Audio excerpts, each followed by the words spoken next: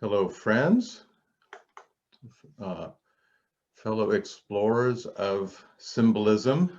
Welcome to this fourth and final installment of our exploration of sacred symbols.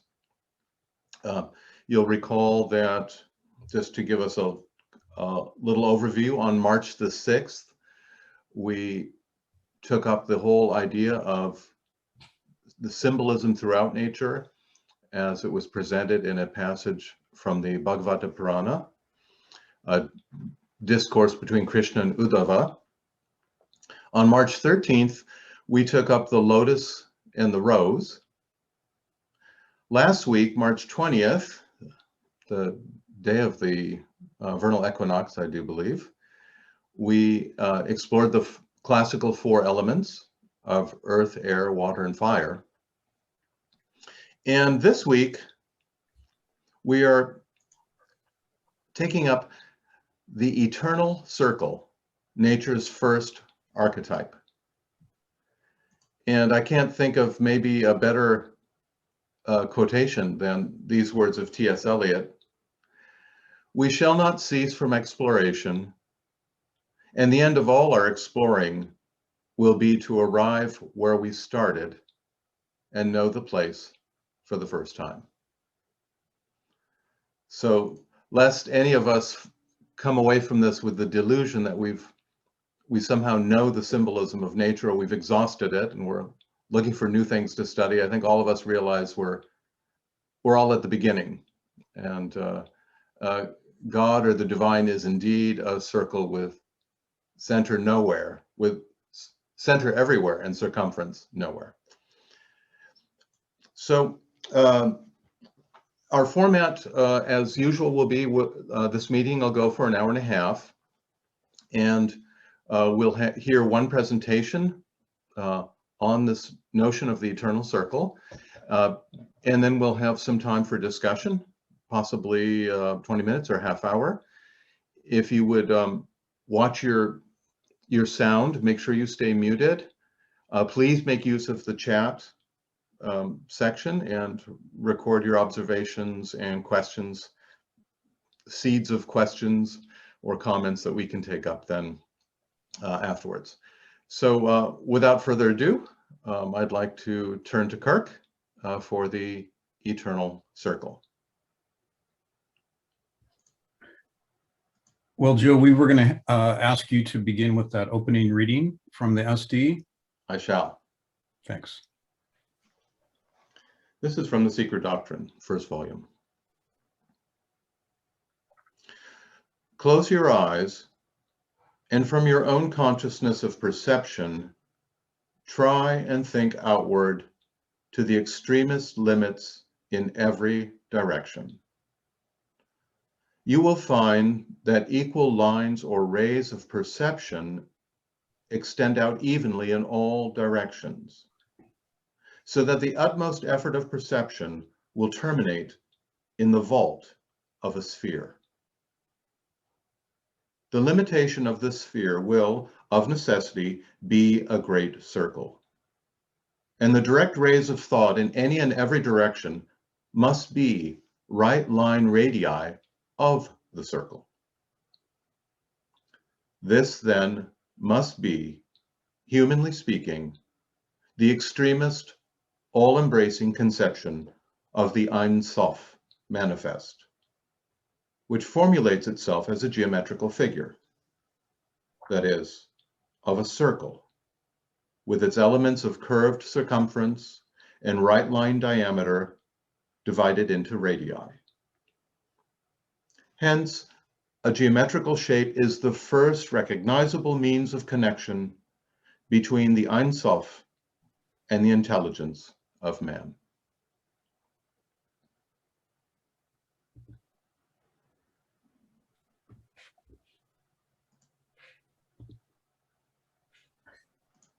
The circle and the sphere are such pervasive parts of our daily experience that we often don't even take note of them, much less appreciate their sublime beauty, meaning, and grace. H.P. Blavatsky famously stated that the primordial shape of everything is a sphere. Quote, from atom to globe, from man to angel, the sphere having been with all nations the emblem of eternity and infinity. And even on the visible plane, modern science would confirm that the vast majority of things in the universe are spherical. We could start with the 100 billion or so planets and the 250 billion or so stars that are thought to exist in the Milky Way. But thanks to the Hubble telescope, we could not fail to mention the stars and planets residing in the other 200 billion galaxies that NASA scientists estimate. As ungraspable as these numbers are, in 2016, astrophysicists postulated a new mathematical model based on deep space observations, which increased the estimated number of galaxies to 2 trillion.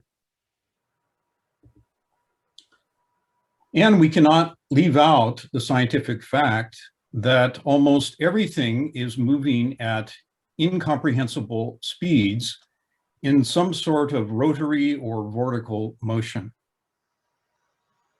If one accounts for the rotation of a star, such as our own sun, rotating around the galactic center every 250 million years, then all planetary orbits of any solar system are not only simply circular or elliptical, but dance, a helical pattern.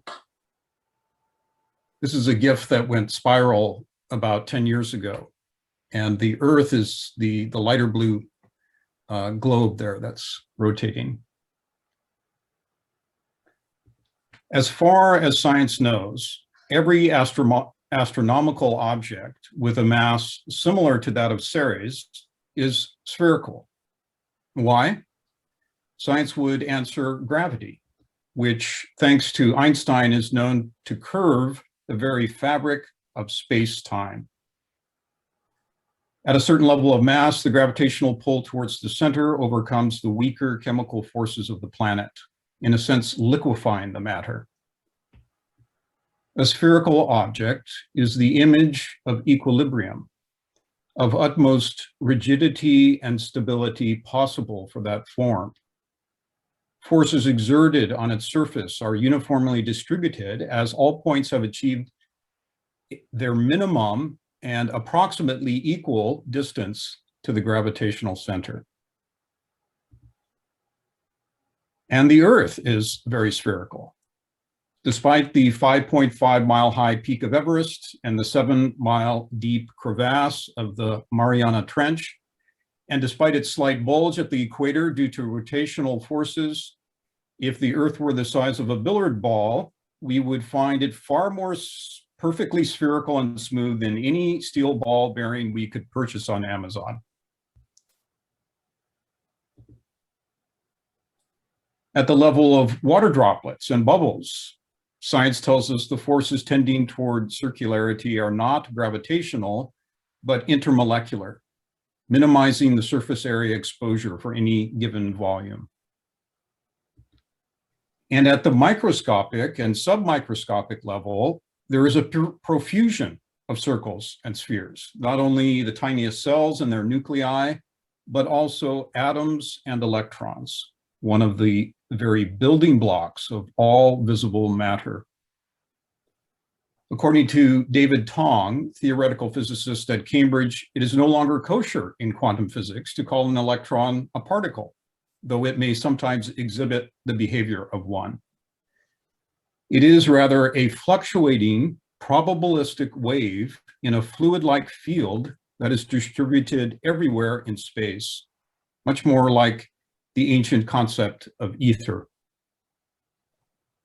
This fluctuating wave of a quantum field rotating around its nucleus at roughly 7,000 trillion times a second is now believed to be among the smoothest, roundest things, quote unquote, known to science. If all of this is true of what modern science calls ordinary matter, what about the great invisible? Science admits it does not know the shape of the universe as a whole because it can only detect something in the range of 5% of it. The vast majority of what animates the universe is referred to as dark energy and dark matter, whose constitution is utterly unknown. The daring explorer who would probe the inmost secrets of nature must transcend the narrow limitations of sense and transfer his consciousness into the region of noumena and the sphere of primal causes. H.P. Blavatsky. What are the primal causes of which gravity, intermolecular cohesion, visible motion, light, and magnetism are the effect? If we could perceive the hidden planes of matter, of energy, or of consciousness animating this far vaster hidden cosmos, what shape, what forms might we perceive there? If we could perceive human responsibility or moral nature, what shape would it take? The silent worship of abstract or noumenal nature, the only divine manifestation, is the one ennobling religion of humanity. The Secret Doctrine. Theosophy teaches that we will not fully understand the symbols and the laws of visible nature without also understanding the invisible archetypes, her unchanging foundations and noumenal essences. What we see with the physical senses, and by extension with the telescope and the microscope, will always be a deception, a maya, or illusion. It veils more than it reveals. Those veils are properly and progressively lifted only through philosophia, the love of wisdom, the spiritual path. This small old path, such as that described in The Voice of the Silence, involves a series of progressive awakenings over lifetimes in which moral states precede mental states. The paramitas we heard described in the second presentation of this series eventually awaken faculties of sight and of hearing that are otherwise dormant. This is what the mystic sage or seer, if they are true adepts in the spiritual sciences, have achieved: direct cognition of spiritual realities. And the teaching which H.P. Blavatsky gave in The Secret Doctrine, she explains, is based on a long line of an ancient lineage of such seers. It is ultimately a form of wisdom, insight, and understanding which transcends the limitations of time and space. It dissolves all seeming divisions between self and other, between microcosm and macrocosm, even between one great cycle of manifestation and the next. But as the voice explains, such a path cannot be properly approached apart from the service of humanity, apart from complete altruism and renunciation of all personal benefit or profit. It is a form of knowledge inseparable from theurgy, requiring the, quote, turning around of the soul. A gradual and eventual, but complete self-transformation of every aspect of what we call human nature into divine nature. Thereby, all separateness and all afflictive states of mind and of heart are conquered. In addition, one becomes not only a knower, a jnani, but also a selfless co-worker with nature. Help nature and work on with her, and nature will regard thee as one of her creators and make obeisance. And she will open wide before thee the portals of her secret chambers, lay bare before thy gaze the treasures hidden in the very depths of her pure virgin bosom. Unsullied by the hand of matter, she shows her treasures only to the eye of spirit, the eye which never closes, the eye for which there is no veil in all her kingdoms.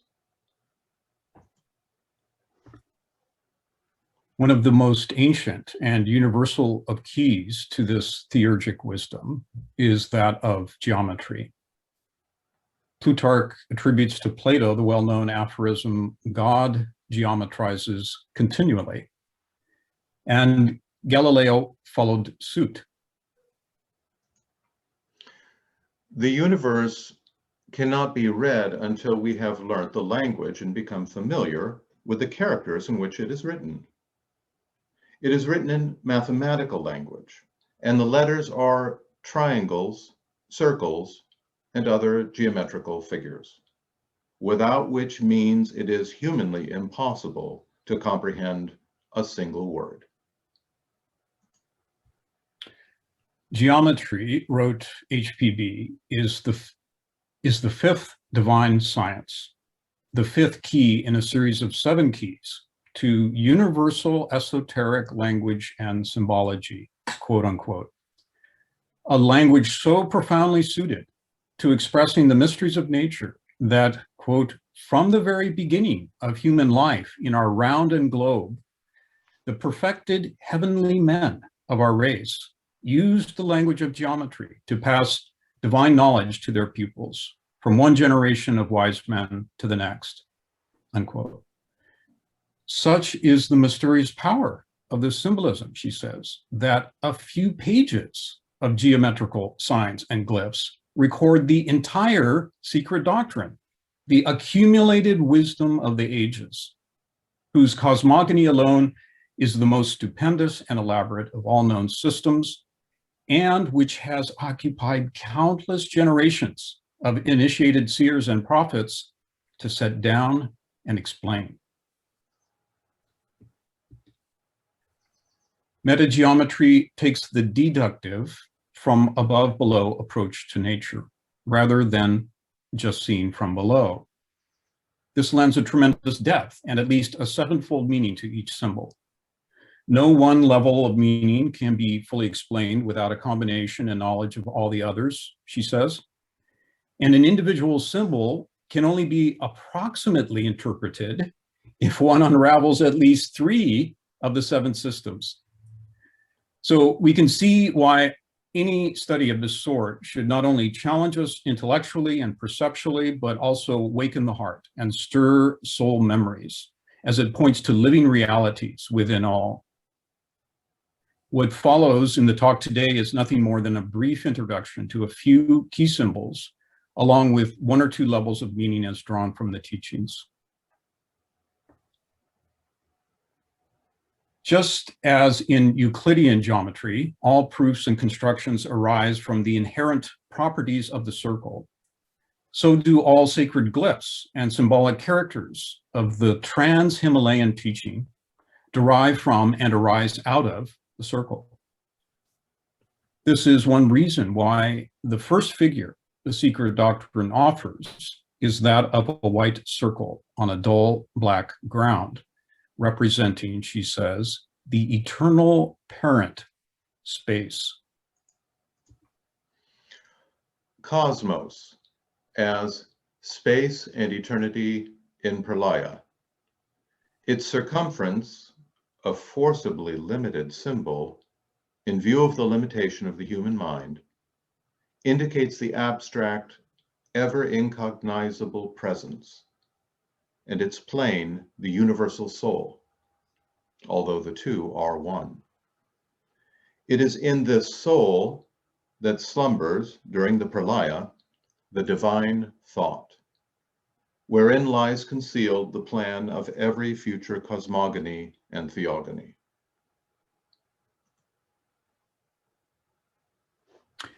The continuous, unbroken curvature of the perimeter by itself suggests infinity. It is beginningless and endless, and yet suggests motion.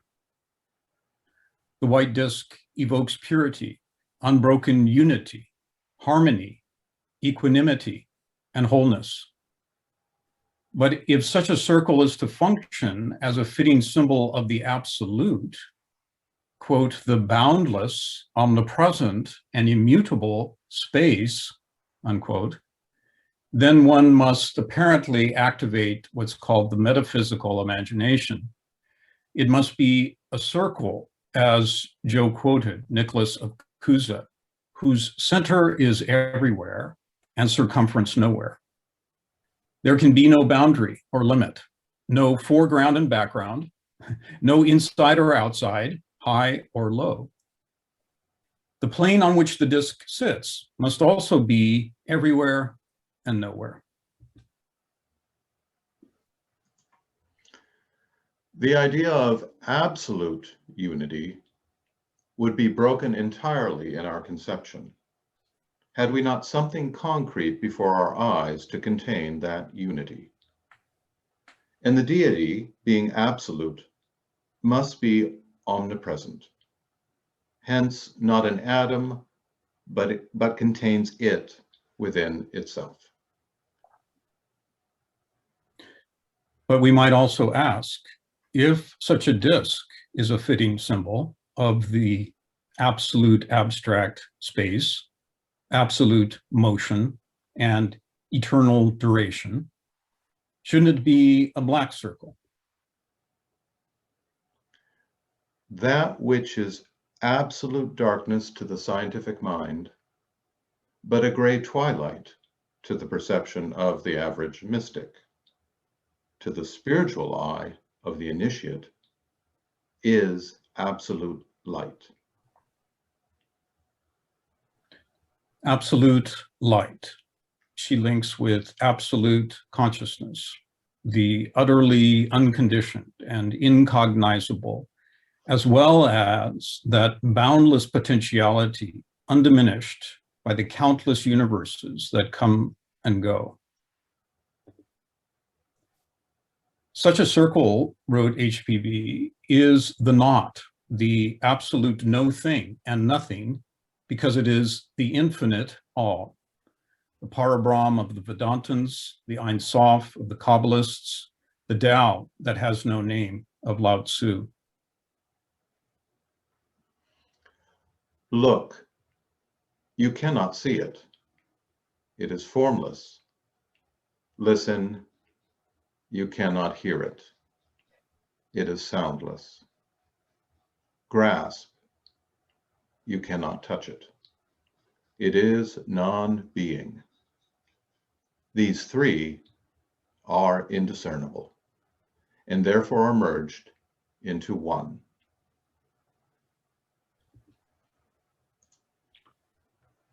Only if the circle is boundless and omnipresent, beyond any conceivable polarity, does it begin to approach what the Buddhists of the northern schools call shunyata. Shunyata is often translated simply as emptiness, but it is described in texts such as the Diamond Sutra as both void and form. It transcends both samsara and nirvana, manvantara and pralaya, both being and non-being, and therefore is called in the Secret Doctrine beingness. We might also think of it as the ultimate harmonic field of karma, enclosing all causes and all effects, as that law which links each being to all other beings and binds each and every kalpa to all other kalpas. In that sense, it is the one reality, the ultimate basis of universal brotherhood, the true self of all, what the Upanishads call tat, or that. Wisdom is Brahman. Atman is Brahman. Thou art that.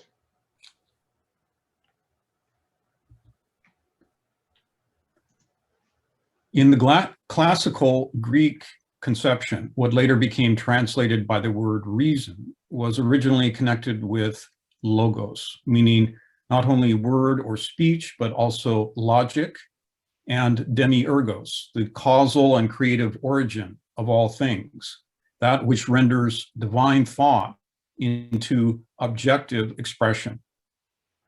And although H.P. Blavatsky summarizes the process of cosmic unfoldment in terms of three primary stages, the first, second, and third logos, if we examine them closely, we begin to see a tenfold logic suggested by the Pythagorean triangle, the decad.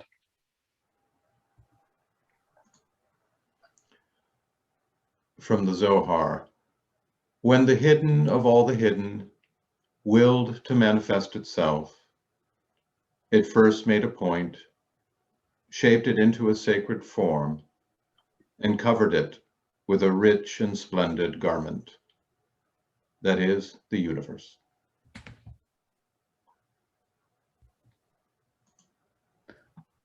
Just as night is followed by day and sleep by waking, so is the cosmos itself a periodic event in relation to the eternal circle. After the 7 eternities of rest, say the stanzas, when the time for manifestation arrives, the analogy is given.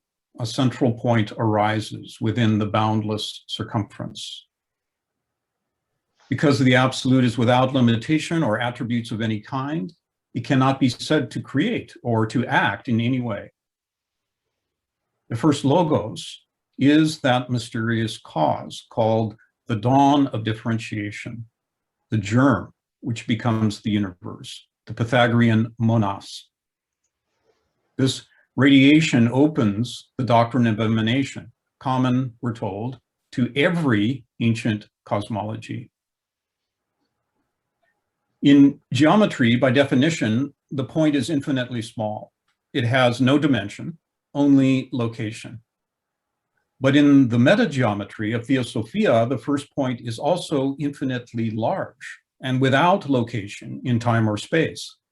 It is again everywhere and nowhere, an oceanic reflection of spiritual sound and light of that which stands beyond it.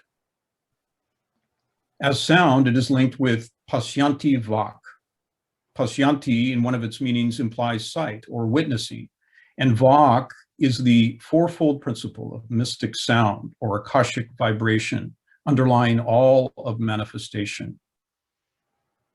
As primordial homogeneous light, the first logos is called Daivi Prakriti, the direct emanation of the universal mind. And in another place in the SD, she calls it the spiritual nuclei of all self-moving orbs, the vital soul of all suns, moons, and planets, unquote.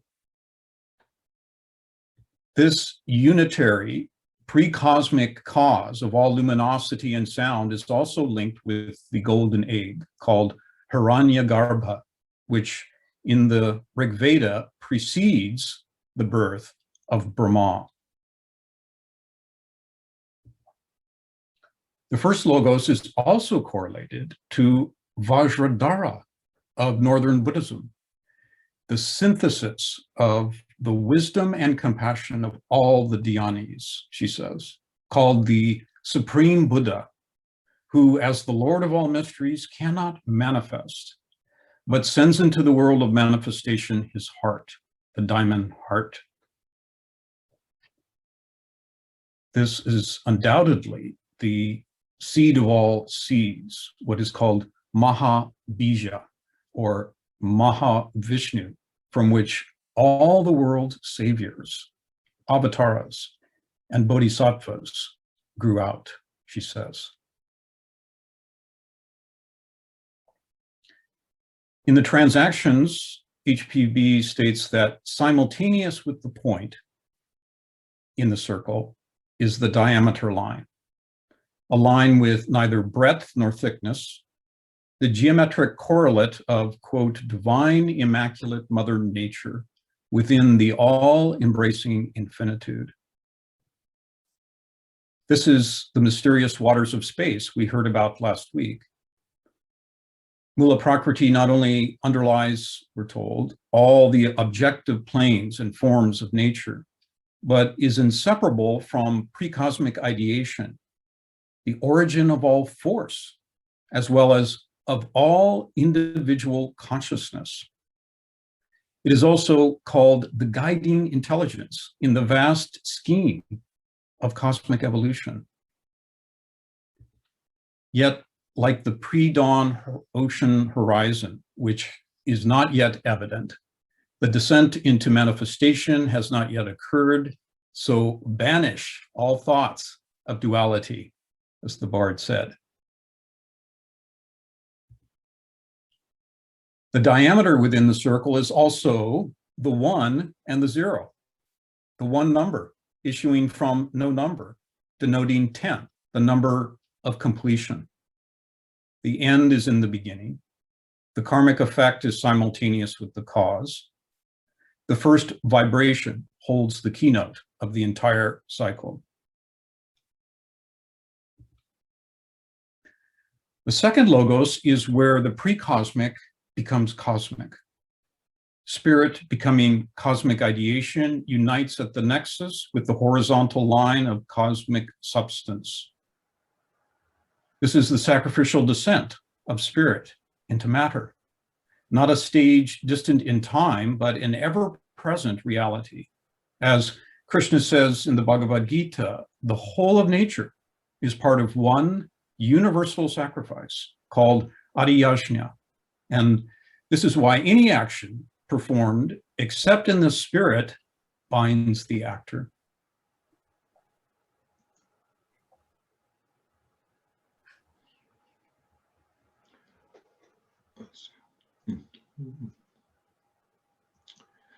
The first and earliest cross and circle, into the formation of which enters the deity, symbolized by Vishnu, the eternal circle of boundless time, Kala, on whose plane lie crossways all the gods, creatures, and creations born in space and time. The Secret Doctrine. Though co-opted, degraded, and horribly maligned, one could say, here we meet one of the most sacred of ancient symbols. The cross with 4 quadrants defines the archetypal stages of all cyclic turning and the means by which the great karmic wheel itself is set in motion. The 4 nodal points are linked to the 4 Maharajas, the 4 yugas, the 4 points of the compass, the solstices and equinoxes, and the 4 quarters of each day, of every hour, of every minute. Absolute motion manifests as vortical motion.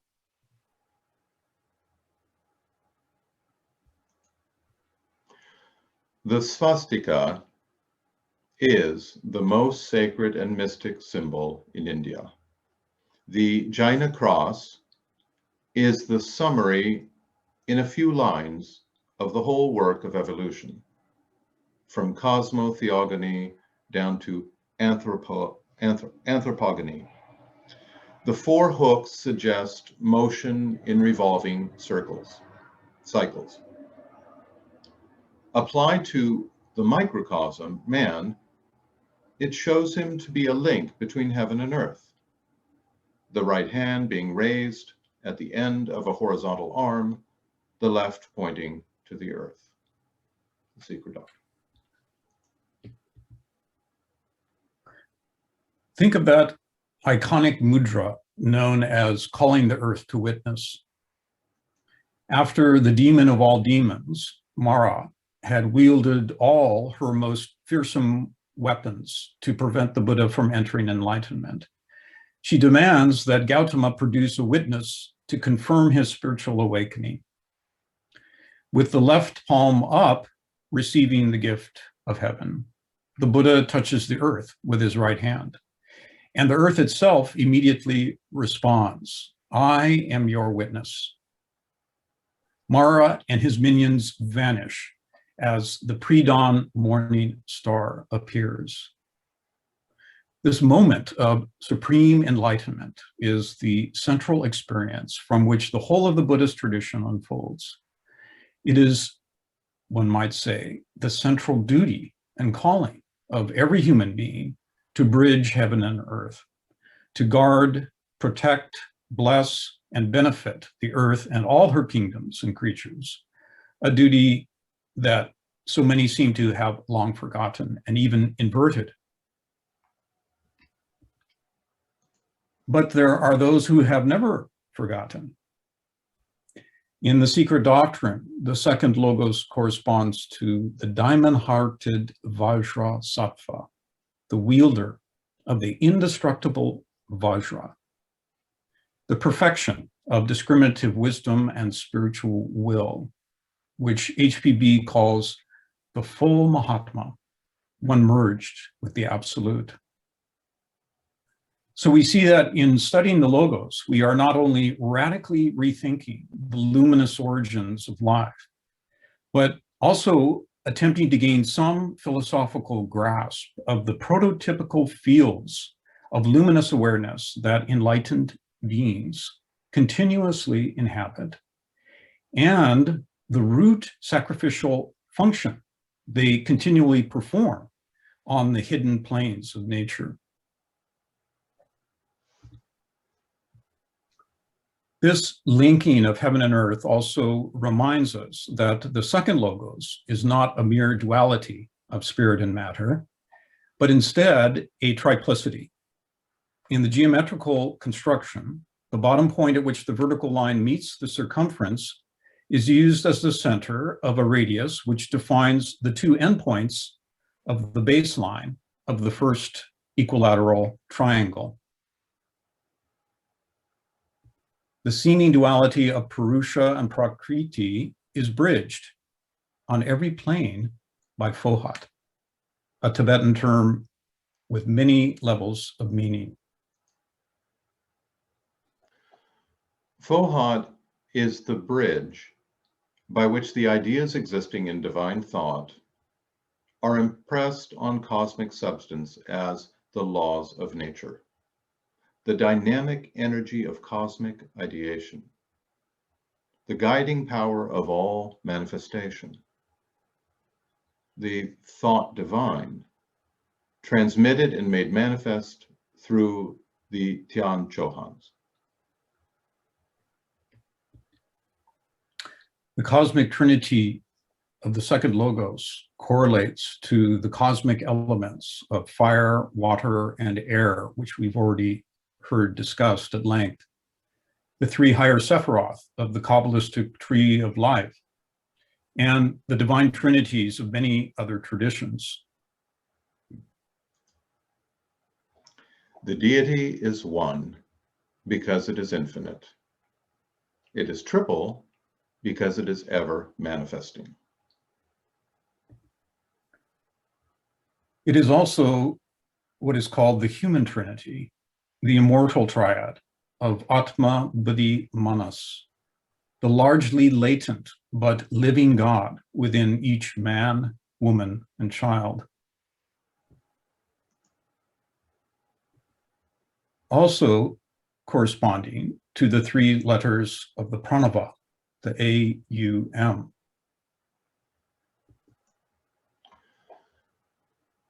Having taken as a bow the great weapon of the secret teaching, one should fix in it the arrow sharpened by constant meditation, drawing it with a mind filled with that Brahman. Penetrate, O bright youth, that immutable mark. The pranava, Om, is the bow. The arrow is the self. Brahman is said to be the mark. With heedfulness it is to be penetrated. Become one with it as the arrow in the mark. Know that self alone, the one without a second, on which are strung heaven and earth, inner space, mind, vital energy, all the organs. Leave off other words, for this is the bridge to immortality. Mandukya Upanishad.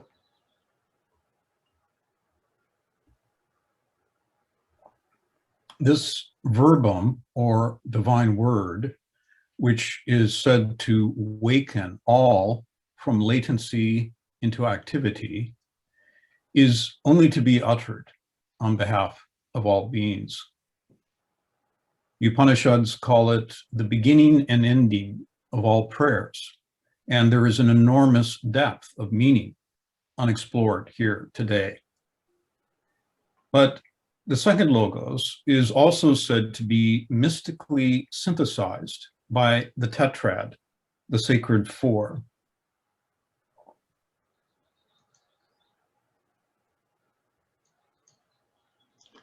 The tetrad is esteemed in the Kabbalah, as it was by Pythagoras, the most perfect, or rather sacred number, because it emanated from the one, the first manifested unit, or rather the three in one. There is mystery upon mystery here that we don't claim to understand. But we can think of the tetrad perhaps as that point of white light diffracted through the triadic prism to manifest as the spectrum. Through the tetrad, the formless enters into form. Geometrically, the points and the lines already established in creating the upward pointing triangle can be mirrored around the central point to create the downward pointing triangle. All of the radii used to generate each subdivision of the six-pointed star is the same radius used to form the original circle. The six-pointed star is a fundamental geometry of visible nature, as witnessed in snowflakes, honeycombs, and molecular structures. It is what science calls one of the emergent properties of matter. Geometrically, there are only three shapes that can uniformly fill a two-dimensional surface: the triangle, the square, and the hexagram. All of these three, the hexagram mimics most closely the circle in providing the least length of perimeter for enclosing the maximum volume. It was Friedrich August Kekule, the 19th century German chemist, who, after many years of trying to unravel the mystery, had a daydream in which hydrogen atoms ordered themselves into a hexagon, encircled by the image of a snake biting its own tail. This apparently led to the first mapping of a molecular structure, revolutionizing the entire field of organic chemistry. In the letters, Mahatma K.H. states that the six-pointed star, things are advancing here. They're not supposed to be. Oh, it's a function of the, I'm sorry, I'm gonna have to pause here.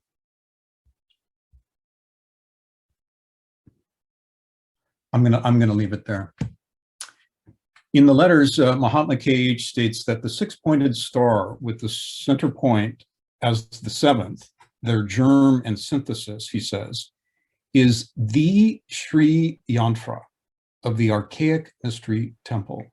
The mystery of all mysteries, he says, the squaring of the circle, and a geometrical synthesis of the whole occult doctrine.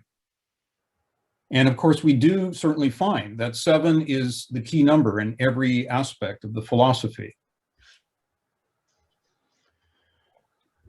It is then only in this light of consciousness, thrown into visibility by geometrical figures, which when closely studied will yield not only a scientific explanation of the real objective existence of the, quote, 7 sons of the divine Sophia, unquote, which is this light of the Logos, but show by means of other yet undiscovered keys that, with regard to humanity, these 7 sons and their numberless emanations, centers of energy personified, are an absolute necessity. Make away with them, and the mystery of being and mankind will never be unriddled, not even closely approached.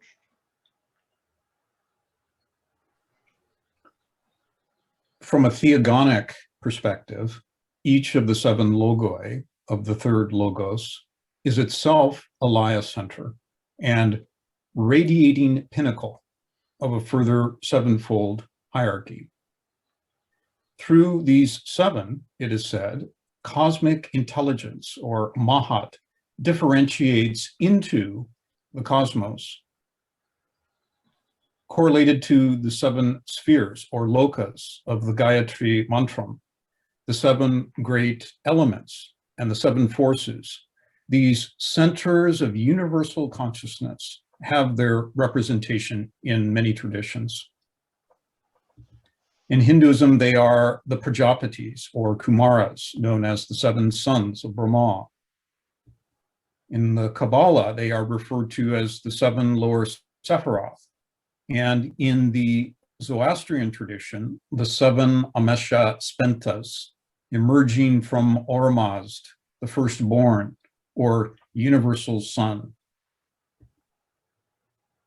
Each of the dhyanis is linked to one of the seven creations, to a kingdom of nature, to the seven principles of human nature, and often to one of the seven primary virtues. In the Pythagorean decad, they are linked with the seven inner points of our original diagram.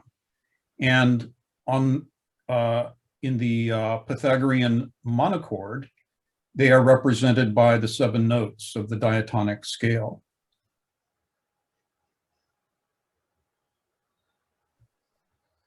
In Northern Buddhism, they are the seven dhyani Buddhas, though often represented in exoteric traditions as five.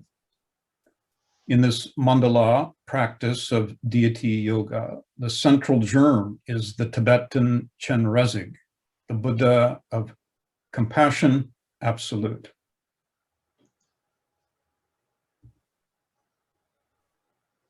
The word circle is related to the Sanskrit terms chakra, kalpa, and the Greek kuklos.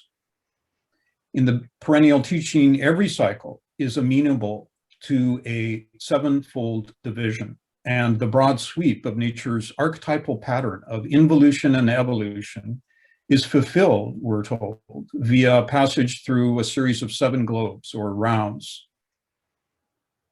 The process of differentiation seen in cosmogenesis is said to reoccur at a lower level in anthropogenesis, the complex developments leading to the birth of humanity. That portion of the logoic host, destined to reach the human stage in any given cycle, is symbolized by Prometheus in the Greek system. This again is characterized as a progressive sacrificial descent from pure spirit into matter, represented by globes 1 through 4. The fourth is the most material, where the utmost condensation of both matter and consciousness is reached for that cycle, and where the fourth principle of kama, or desire, is predominantly developed. Most importantly, the fourth, our current round, marks the critical turning point in the cycle of seven, where manas, the fifth principle, is lit up in the evolving human form. This faculty of self-conscious thought, intelligent awareness, of choice and responsibility makes possible the upward climb. Prometheus is chained to the rock of matter, but is born of fire and will aspire. This critical turning point marks the beginning of a long series of reincarnations in perishable earthly vestures, which, if successful, leads to universal enlightenment. Prometheus unbound to self-conscious reunion with the One. In so doing, all the kingdoms of nature, it's said, below the human, are elevated, blessed, and transformed, thereby preparing them for future cycles in which they too may enter the human kingdom.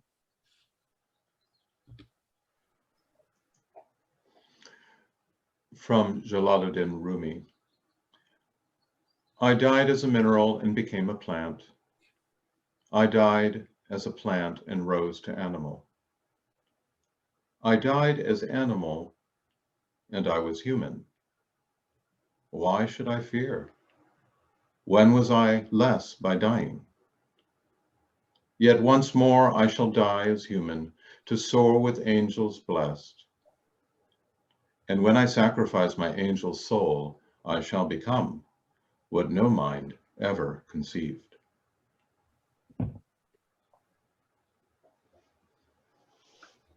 The awakening of the self-conscious mind at the midpoint of the evolutionary cycle and the long upward journey called the cycle of necessity is intimately connected with what is called the fifth hierarchy, symbolized by the five-pointed star.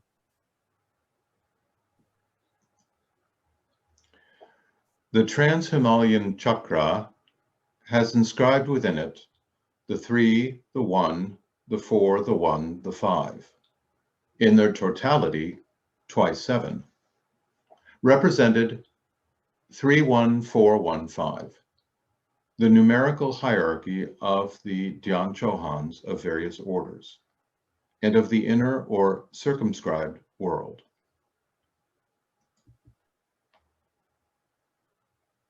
We have seen how the triangle and the square are derived from very simple geometrical operations within the circle. I'm going to go back here because it's really a reference to this slide.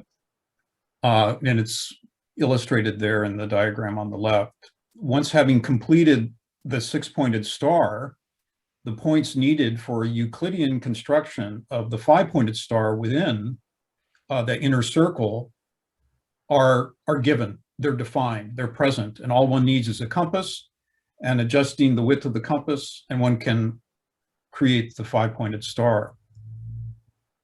And as we know, the five-pointed star has an extensive pedigree. The proportional series created by the line segments replicates a harmonic series found in countless ways in the plant, animal, and human kingdoms. The same proportional relationship is found in the Fibonacci series and the logarithmic spiral, the nautilus shell, and the ammonite. We find it again in the pattern of scales on the rind of a pineapple, for example, in the distribution of seed points on a pine cone and on the face of a sunflower, in spiral galaxies and in hurricane wind patterns.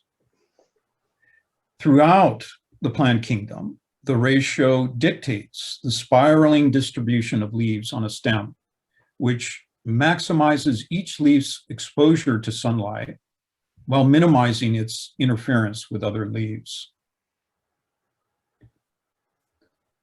As Vitruvius taught, and as Leonardo's famous drawing sought to illustrate, this ratio is also found governing fundamental proportional relationships of the physical human form.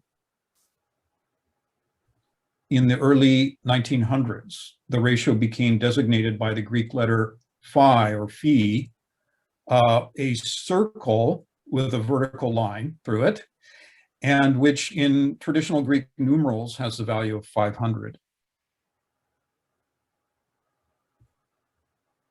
In an article on the five-pointed and the six-pointed star, H.P. Blavatsky states that with the ancient Gnostics, the star with the hexagram, within the hexagram, symbolized the microcosm merged with the macrocosm.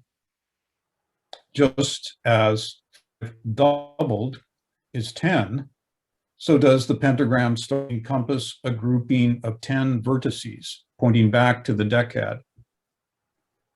As we have just seen in the archaic teaching, the tenfold heavenly man refers to the logoic host as God, as nature, and as humanity, the three in one.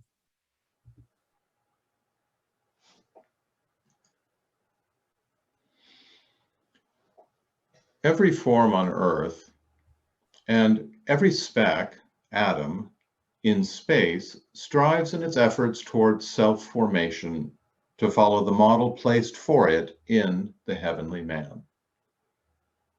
its, the atoms, involution and evolution, its external and internal growth and development, have all one and the same object, man.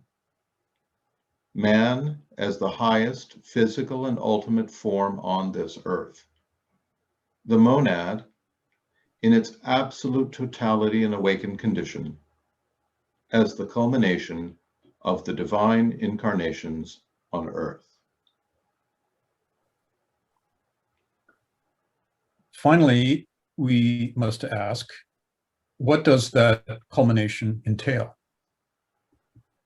Certainly, we can't leave out the other points of our diagram, the 12 great orders of the perimeter of the circle that are created in that construction.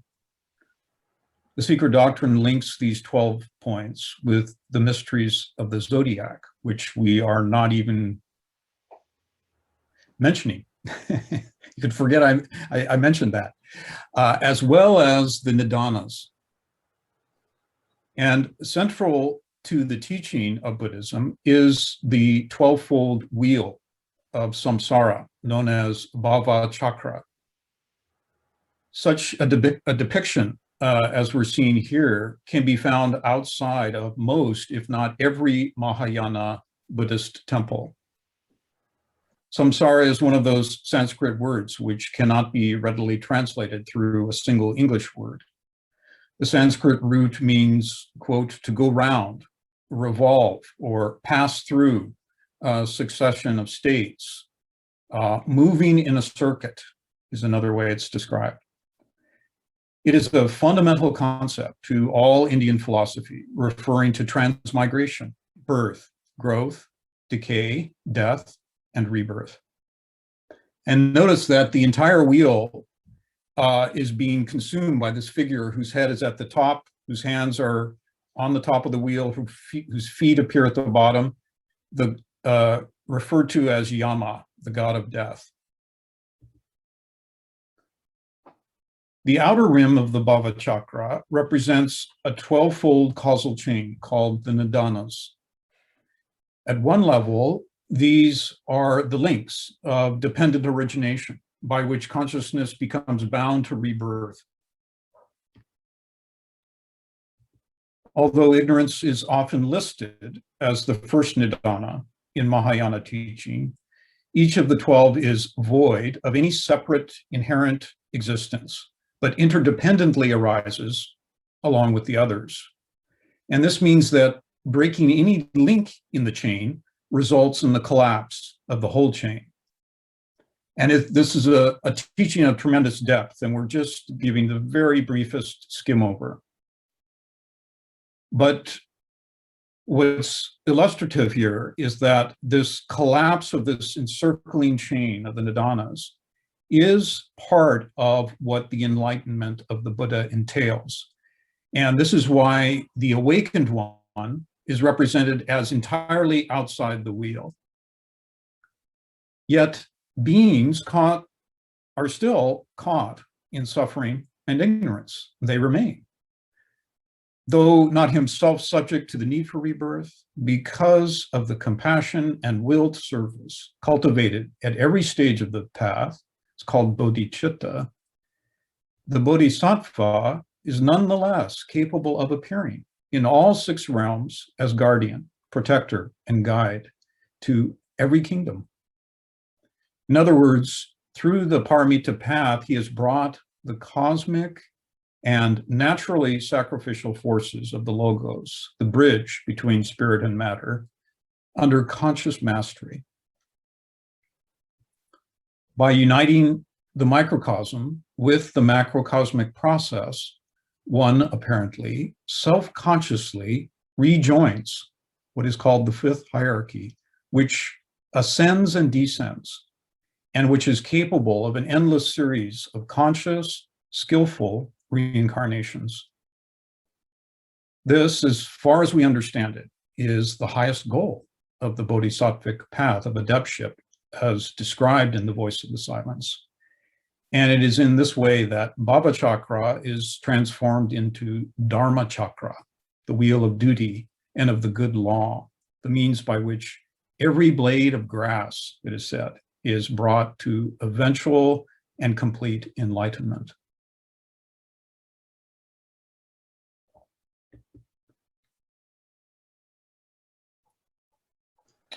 Okay. Thank you very much, Kirk. I sort of didn't want it to end. The circle of an hour has passed by, but it could have been a moment, or it could have been an eon. I'm reminded of the California poet Edwin Markham. Edwin Markham wrote, well, famously he wrote "The Man with the Hoe," which was this powerful poem about exploitation and agricultural workers, which inspired a very famous painting. I think it's at the Met in New York City. But he also wrote these little epigrams, and one of them is about circles, and it goes, "He drew a circle that shut me out. Heretic, rebel, a thing to flout. But love and I had the will to win, had the wit to win. We drew a circle that took him in." So we have plenty of time for questions and discussion. As we mentioned last week, if you have brought forth any questions also about the facets of nature or the elements or the flowers, please, we have a forum for discussing that here, because all the speakers, as far as I know, are present. So why don't we begin? There's a question that was submitted by Jerry, and maybe we just start there. What is the meaning of so many seeds and bulbs approximating the form of a sphere? Does all birth in the physical world have some connection in one way or another with the sphere? And probably connected with that, what did Emerson mean when he said, "The life of man is a self-evolving circle"?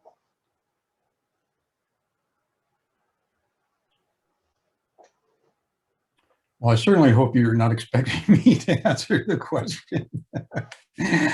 Well, there's at least three questions there. Very good ones. But I think the first one, actually, since Jerry's the gardener, the plant master, rather, that he would be best qualified to explain to us why so many seeds and bulbs approximate the form of a sphere. So I'm going to leave that one for Jerry. I want to add a prelude to Jerry's answer, and that's that I was interested in how many times the word efficiency seemed to come up when Kirk was talking about the geometry of the circle. And it seems that, seems like nature has a Henry Ford streak to her.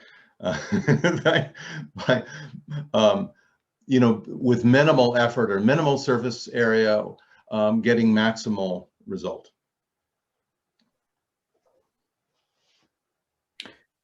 Yeah, yes, I'll just add to that. I remember John snuck in a comment on one of the meetings, the discussion about flowers and seeds, that when you try to open the seed to see what's inside, what do you find?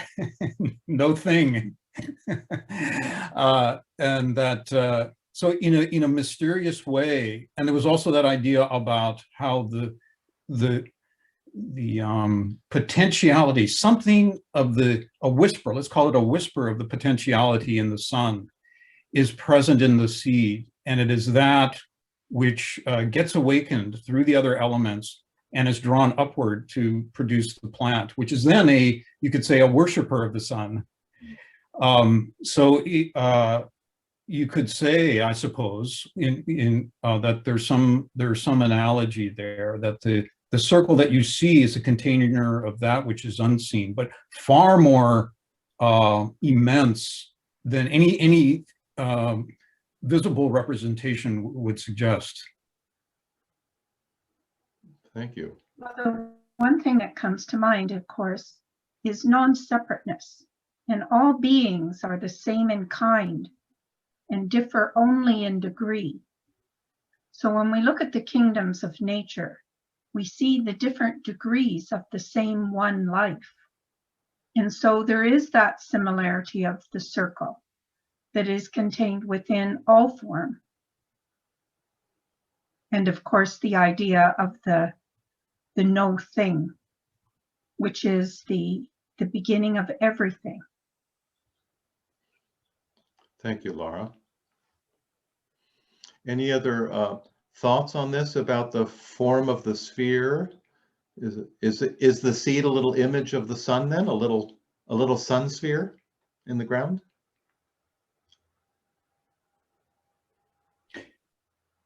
Well, it's Yes. also Yes.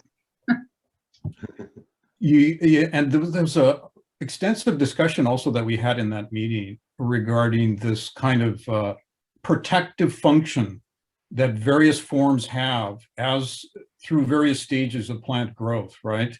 The seed would seem to be one of those. It's a covering, it's a protective covering for that which is going to unfold from within it. Same thing with the bud, that it reveals to us that a flower is going to emerge, but it's also protecting that which has not yet emerged. You know, another thing that kind of came out of your talk in relation to the question that I asked, and it wasn't, the question was sincere. I didn't have an answer for it. But do you think that amongst the other things that the sphere represents, we could say that it represents potential? Yes, absolutely. That was, we have that remarkable idea in regards to the divine ground, that it is that boundlessness in which countless universes, an eternal series of universes, can emerge, and without being diminished in any way by that emergence. So yeah, that's a very helpful idea to include, Jerry.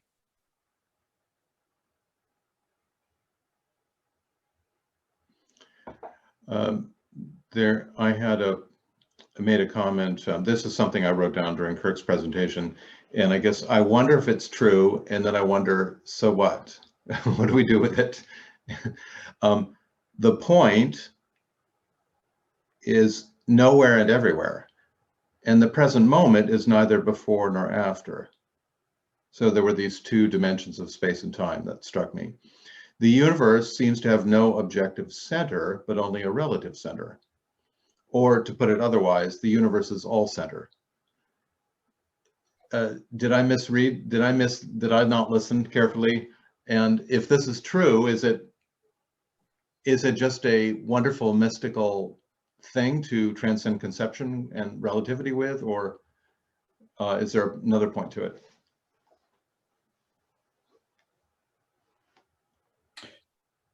Well, there's, as I recently been fond of saying, there's countless applications, one would say, and that's part of what makes the question so difficult. And it reminds me also of that. I think it was a Middle Ages philosopher who's alchemist, who said that it's the mystics who are the practical ones. We think of them as being impractical, airheads, but they're actually the practical ones. And why is that? Is because the rest of us are missing so much of what is real and what is ever present, right? And that's the one of the factors of our ignorance, is we do not respect, we're not awake to, and therefore we do not respect that divine presence which is everywhere. And it's one of the things that is said of the Mahatmas, for example, that they continuously inhabit the 6th and 7th plane of nature. So what does that mean? That means that they're everywhere present. There's nowhere that they are not. And but it's up to us to be able to tune consciousness. Can we tune consciousness to that level of awareness? Or are we always just going to see everything as mundane? Can we bring that sense of the divine presence to every action, to all our thinking? How do we make it something present in all our thinking? Thank you. Well, everything that HPB writes is to take us to that plane of the everlasting, as Mr. Wadia would call it, the everlasting, to be beyond the past, the present, and the future, and to exist and live in the everlasting. So as one of the lokas indicate, and is how do we bring that idea of living in the everlasting into our practical everyday life? How do we manifest that throughout our day? That idea of living in the everlasting.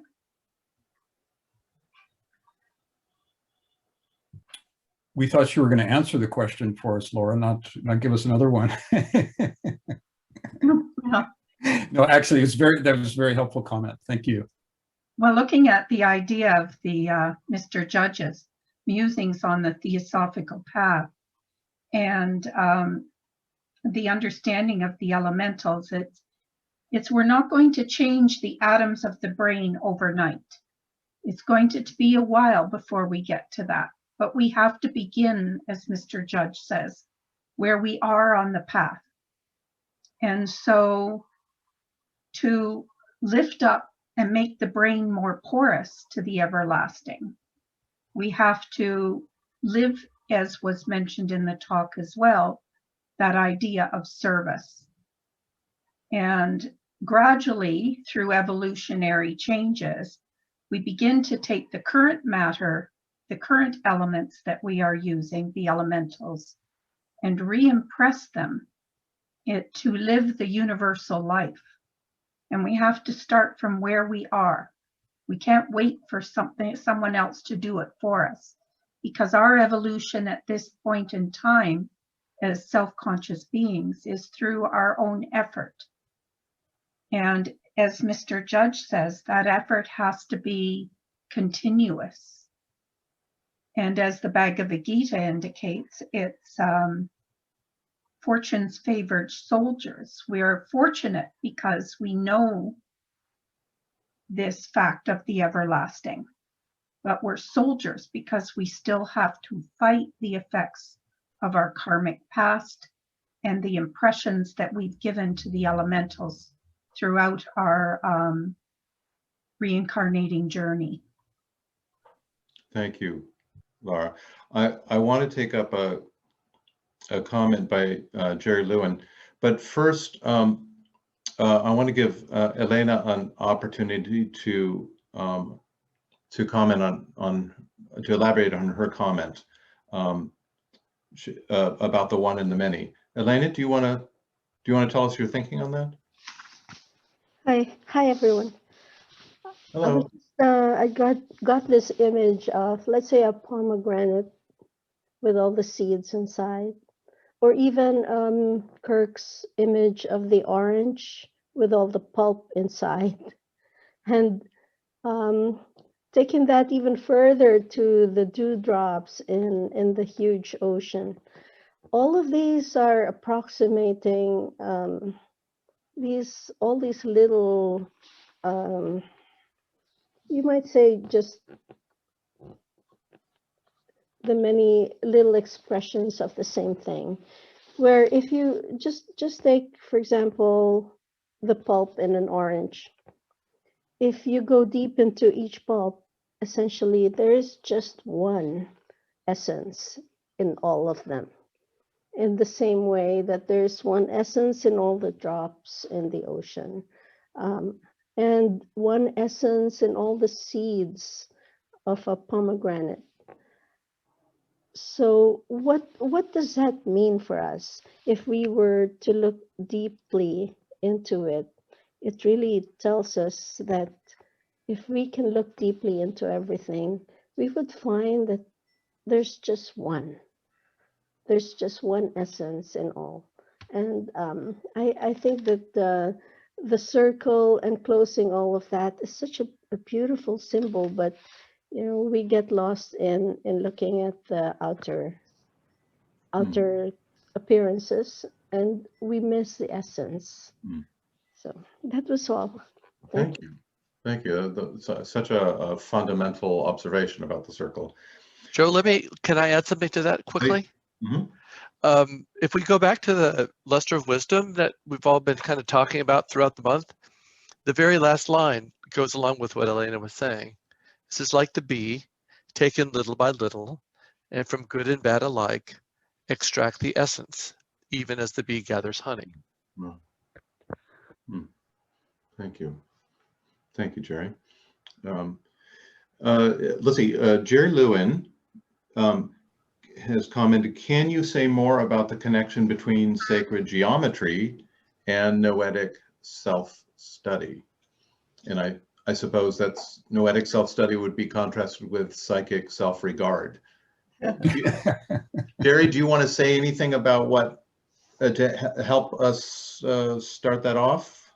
Well, I'm sure Kirk will be able to illuminate it. But one of the ideas we were thinking of is, you know, how do we use our energy, and can we observe how we use our energy and then reorient consciousness? And this might lead to some kind of engagement in more noetic thought. But we were thinking perhaps Kirk had some ideas on how we can you know, connect this idea of self-study with the sacred geometry, please. Jerry, if you had to be a Platonic solid, which one would you be? Probably the dodecahedron. Well, I would say she already is the dodecahedron, but she might not like me saying that. Well, it's a great question, you know, I think there's a lot that, you know, if you've got an hour, we could go over it. Now, just very briefly, it seems as though you could, for example, you know, one of the things that's said about self-study is that you want to observe the personality from the standpoint of the soul. And what does that mean? Well, it means like you're a person reading a book. So you're detached from, you know, all the things that may have gone on during the day, but you're attempting to observe them, to detachedly take account of what occurred, and so you might think of that as taking the standpoint of the boundless circle. That's the standpoint of the soul, is boundlessness and unity with all. It's an indestructible source, an inexhaustible source of all things. But from that perspective, so that's the above below perspective. But then also in looking at the, you know, immense variety of things that may have occurred in a given day or a given life, Judge gives us that recommendation to start with the principles, the sevenfold principles of human nature, and try to identify what was active in any given action, in any given word, what was the principle, the predominating active principle in that action. And that's extremely helpful, because not only do you get this distinction between, you know, immortal and mortal, but you get, you know, the idea, even the finer distinctions between, you know, the lower monastic thinking and the higher monastic. And you can, as time goes on, as you work at it, you make finer and finer distinctions as to what combination? It might be a combination of principles that were active, And for most of us, it's very fluctuating as well. There's, 1 minute we may be, have a deep intuition about something, and the next minute, we're tripping over something we said that we shouldn't have said, but that to me seems like one way that you could take, for example, the six-pointed star as being a representation of the principles of human nature, as seen from the perspective of the boundless circle, right? And so you're using that geometry to help make critical distinctions about what, where does one need work and where can one draw that which is shadowed back into the shine. I think Ava wants to add to that. Well, just to add to that, I'm just thinking very simplistically. If one takes the circle as a point of focusing and meditation, the circle is so clear-cut. There is no sort of paraphernalia, there's no attributes to it. So in that sense, it seems to be a very powerful symbol for stilling the lower mind. And then, of course, once one meditates upon the circle, it is easier to focus the mind also, in different interactions, because focusing on the circle, there is something that's being activated within, which has to do with the witness position, presumably. Thank you. I'm sure that there are thoughts percolating under the surface of all these names I'm looking at. Who'd like to add something to this? Anybody we haven't heard from yet?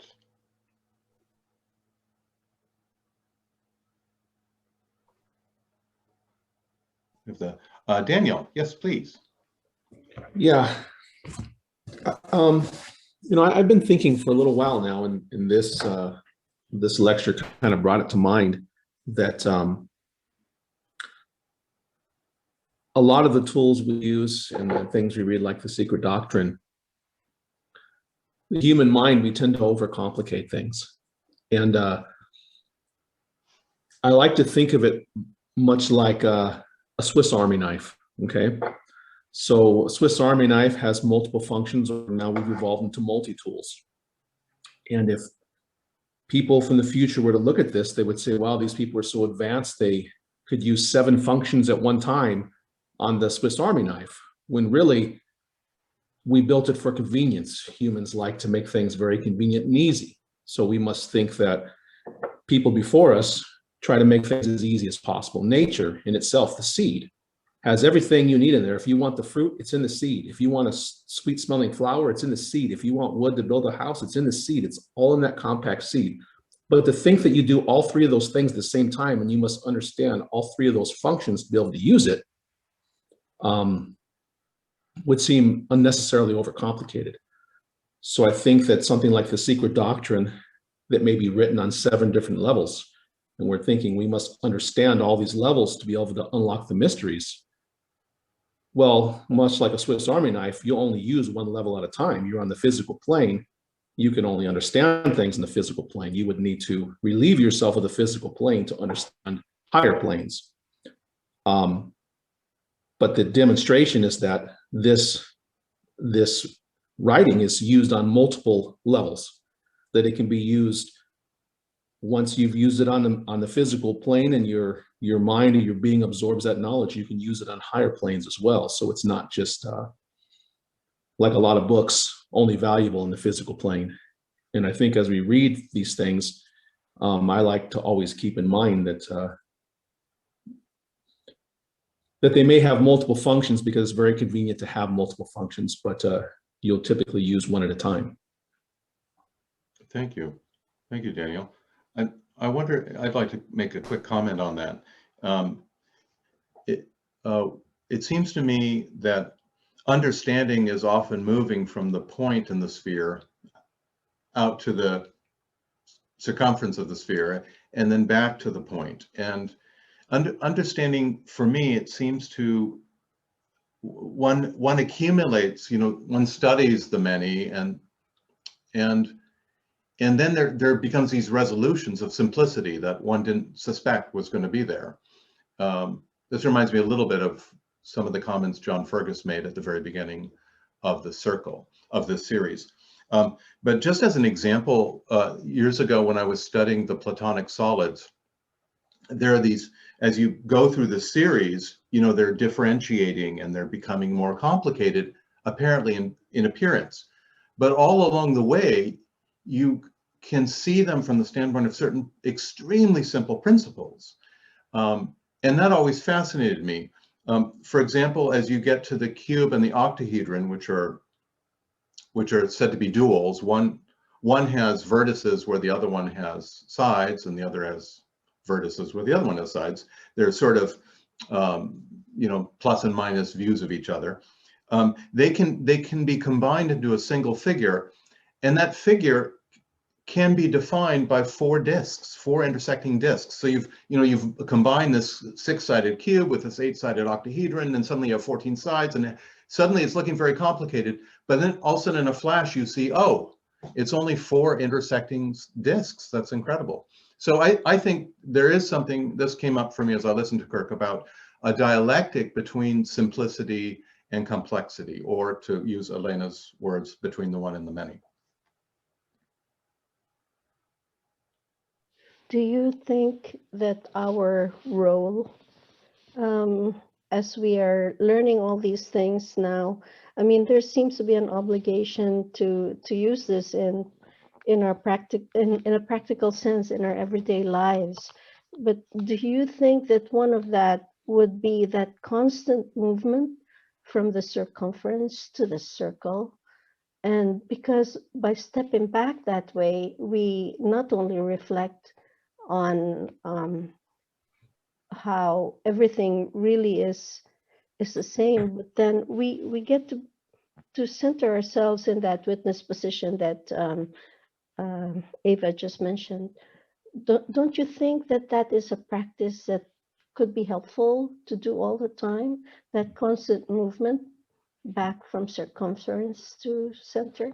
Yes, almost like breathing, a kind of breathing. Well, this goes back to Jerry's question as well. Maybe it's all part of Jerry's a response to Jerry's question, but the part of the practice, as far as one understands it, of self-study is, as Jerry reminded us, it's just like extracting the essence of the experience. And why? So that we have that real golden nugget, that honey, which should fuel a reform. This, you know, we call theurgy, but it's a moment to moment, day by day self-reform. As one engages, the next time one breathes out, engages in the next day, that becomes a something that should feed and nourish and reestablish, recenter the point from which we're engaging, and so that we more and more are able to bring kind of that golden essence to all of our actions and words, right? And so this idea of discerning the law, the fundamental law that's operative, as Joe was pointing out, it comes down to something very simple, but it's also it's the golden nugget, right? And that's what that seems like that process of self-study is meant to help us do. It's not just to analyze where we've gone wrong, but to draw in and preserve that which is good. And also, don't we also learn that any circumference of concept or understanding we generate is provisional, and we move between that circumference back to the seed, and then we come out again and it's different and it's larger. And it reminds me of that Emerson quote, which I handily happen to have at hand, thanks to Kirk, a late note which he sent me this morning. I'm going to share it here. The life of man is a self-evolving circle, which from a ring imperceptibly small, rushes on all sides outward to new and larger circles. and that without end. The extent to which this generation of circles, wheel without wheel, will go depends on the force of truth of the individual soul. For it is the inert effort of each thought, having formed itself into a circular wave of circumstance, as for instance, an empire, rules of an art, a local usage, a religious rite, to heap itself on that ridge and to solidify and hem in the life. But if the soul is quick and strong, it bursts over that boundary on all sides and expands another orbit on the great deep, which also runs up into a high wave with an attempt again to stop and to bind. But the heart refuses to be imprisoned. In its first and narrowest pulses, it already tends outward with a vast force and to immense and innumerable expansions. Thank you, Joe, and thanks everyone for your attention and questions joining us today.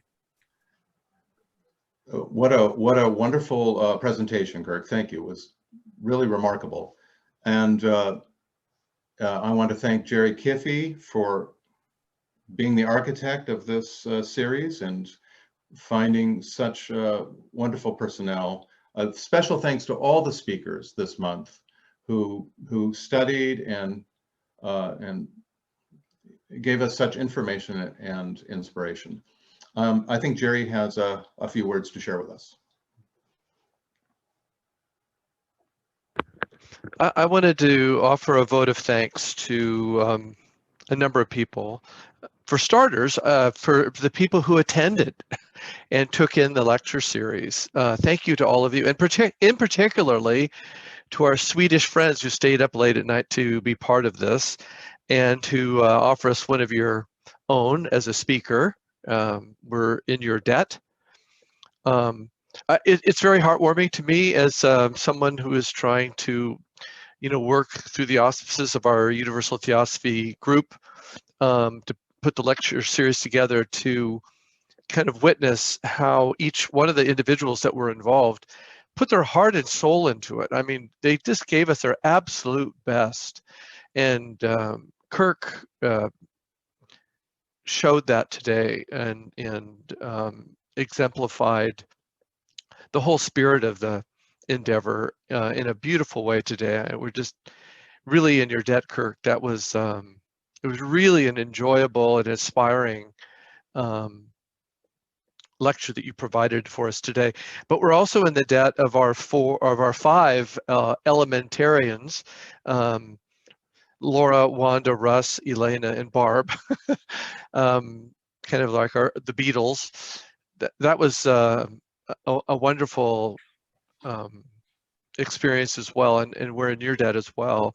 And then certainly Ava, for your talk on the Lotus, which was so beautiful and so moving. And we're also in debt to John at the beginning to kind of set the tone of the whole series with some key ideas about symbolism itself. And then of course you, Joe, thank you so much for kind of guiding us through all of this with your sense of humor and goodwill and light touch and your guitar. That was really, really wonderful. Everybody probably noticed that throughout the series, each one of us were kind of trying to lean pretty heavily on the Secret Doctrine, touch base with the Secret Doctrine.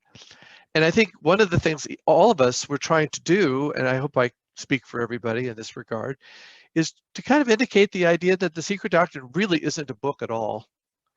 The Secret Doctrine is life itself. And, all these symbols, whether it be the elements or a rose or a tree or a mountain or an ocean, these are invitations to experience the sacred. And that was kind of the last thing I wanted to say. It seems like when we draw a circle and then create a point within that circle, that's kind of emblematic of the idea of making something sacred. We're gathering our attention to a point and giving, in respect, our full attention to some one element. And in a sense, out of the formless, we create a point. And making something sacred, particularly at this point in time, making our concepts and ideas about nature more sacred seems to be precisely what the earth needs right now. We're fighting a pandemic. What's looming all around this pandemic is its cause, which is probably something to do with climate change and the fact that human beings have been disrespecting the earth, fouling, the planet. There needs to be a reversal. And so in some small way, this lecture series was, one of its hopes was to kind of ignite a fire of respect and sanctity about nature's sacred symbols. And so thank you everybody for attending. And then I just put up on the screen classes and lectures and other gatherings, discussion groups. If you come to the Universal Theosophy website, we're posting as many of the ones around the world that we are aware of, but the ones that Universal Theosophy sponsors itself, kind of alone you might say, is the Thursday night lecture series. Excuse me, it's not a lecture series at all, it's discussion groups. And everybody who's interested in those are welcome to join us and take part. So thank you everybody, and I hope that you all have a wonderful day and night and sleep. And in the fall, we're going to take on another lecture series on meditation and self-study. So all the best. Thank you very much. It was wonderful. Thank you, Jerry. Thanks, Jerry. Yes, thank you so much. It was remarkable. Incredible. Thank you. Thank you, everybody. Appreciate it.